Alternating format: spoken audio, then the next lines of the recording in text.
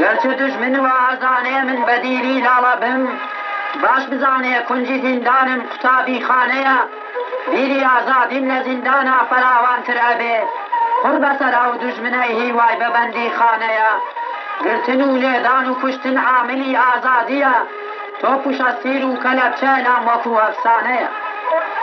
چاوەڕوانی شۆڕشێکم عالەمێ ڕزگار بکا، میلەتم بۆ ئەو مەبەستە کردەوەی شێرانەیە.